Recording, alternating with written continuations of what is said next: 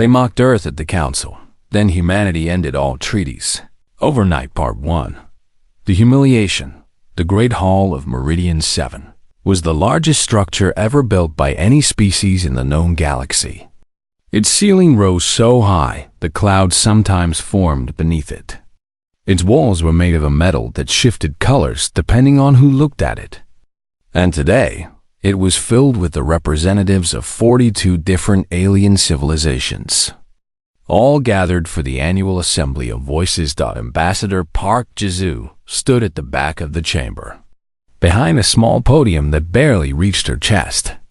This was where humanity always stood, at the back, in the shadows. Like an afterthought. She had been Earth's ambassador to the Galactic Council for 7 years now. 7 years of smiling while aliens twice her size looked down at her with pity or amusement. 7 years of carefully chosen words and diplomatic patience.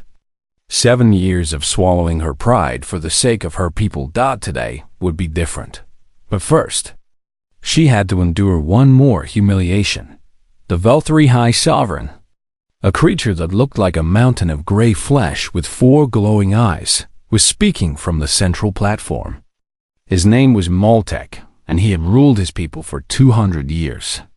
His voice boomed through the chamber like thunder. The matter of the frontier corridor is simple, Moltek declared. The trade route serves the needs of established civilizations. The humans... He paused to make a sound that might have been a laugh. The humans can find another way. Jisu stepped forward. Her heart was beating fast, but her face showed nothing. If I may speak to this matter, High Sovereign. The chamber grew quiet. Not with respect, but with the kind of silence that comes before entertainment. The aliens wanted to hear what the little human would say. It was always amusing to watch them try. The frontier corridor passes within 2 light years of 3 human colony worlds, Jisu said, keeping her voice steady. The radiation from your cargo ships has already caused health problems for our settlers. We are simply asking for a small adjustment to the route, or for protection measures to be. The laughter started before she could finish. It began with the Velthari, their massive bodies shaking with amusement. Then the Crocian joined in, their mandibles clicking together in their species' version of mockery.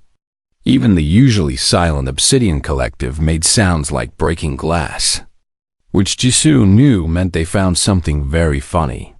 The humans want protection, Moltek said, his 4 eyes bright with contempt. Perhaps we should also give them soft blankets and warm milk. Perhaps we should sing them songs at night, so they are not afraid of the dark. More laughter. It echoed off the walls and ceiling until Jisu felt like she was drowning in it, 6,000 light years away. Admiral Kang Dayun watched the broadcast in a room, deep beneath the streets of Seoul. The room had no windows and no official name.